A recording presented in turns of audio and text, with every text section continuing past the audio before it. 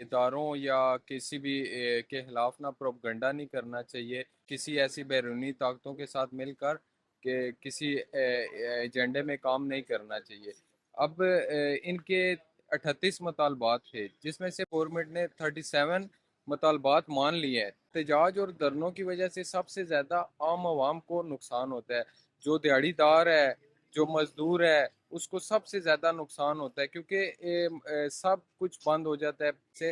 سب سے زیادہ جو افیکٹ ہوتا ہے وہ دیہڑی دار مزدور کو ہوتا ہے۔ عوامی ایکشن کمیٹی کو سب سے پہلے یہ دیکھنا چاہیے کہ اس کے علاقے کے جو غریب لوگ ہیں ان کی زندگی کیسے متاثر ہو رہی ہے۔ خود تو وہ جو ہے ٹھیک ٹھاک ہوں گے، کروڑپتی ہوں گے، شاید ارب پتی بھی ہوں، لیکن جو دیہڑی دار مزدور ہے جس نے ڈیلی کا کام کر کے اپنا گھر کا خرچ چلانا ہے اور وہ سخت جو ہے نا پریشانی میں ہے، تو آپ جو ہے وہ چند سو لوگ جو ہے وہ ہزاروں لاکھوں لوگوں کو آپ نے مصیبت میں اور مسئلے میں ڈال دیا ہے۔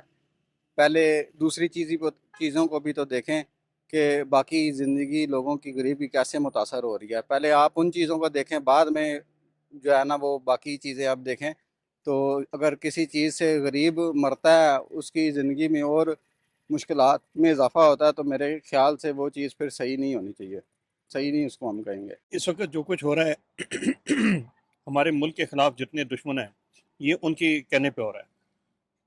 آپ اس کو انڈیا کا بولیں، اسرائیل بولیں، یا جو بھی ہیں ہمارے ملک دشمن جو لوگ ہیں، یہ وہ لوگ کر رہے ہیں، کروا رہے ہیں۔ خود وہ پیچھے بیٹھے ہوئے ہیں، ان لوگوں کو آگے کیا ہوا ہے۔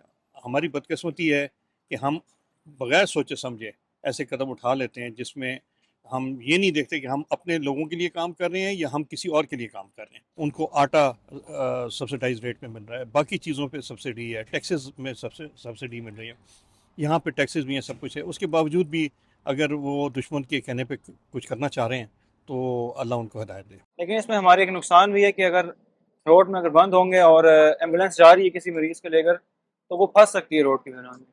لیکن اس سے ہمارا عوام کا نقصان ہی بہت ہے۔ ان کے 38 میں سے 37 مطالبات مانے بھی گئے ہیں، لیکن اس کے باوجود وہ اداروں کے خلاف بول رہے ہیں عوام۔ بالکل ان کے خلاف قانونی کارروائی ہونی چاہیے اور ان کو سزا دینی چاہیے، کیونکہ ان کے مطالبات بہت مانے گئے ہیں لیکن پھر بھی یہ قانون کے خلاف بول رہے ہیں۔ بہرحال اس میں عوام کا نقصان بھی یہ ہے کہ ایمرجنسی کی وجہ سے ایمبولینس پھنس سکتی ہے احتجاج کے دوران، اس کے لیے بہت بڑا نقصان ہے۔ عام عوام کا یہ نقصان ہے کہ ایمبولینس کے ایمرجنسی ہو جاتی ہے تو بندے کی ڈیتھ کا ایشو ہو سکتا ہے، ایک بندے کی جان کا مسئلہ۔ ان کو سزا دینی چاہیے، قانون کے خلاف ورزی نہیں کرنی چاہیے۔ عوامی ایکشن کمیٹی کا یہی کہیں گے کہ ان کے مطالبات جو مانے گئے ہیں ان پہ عمل کیا جائے، اور باقی ان کے جو خلاف ورزی کر رہے ہیں ان کو سخت سزا دینی چاہیے۔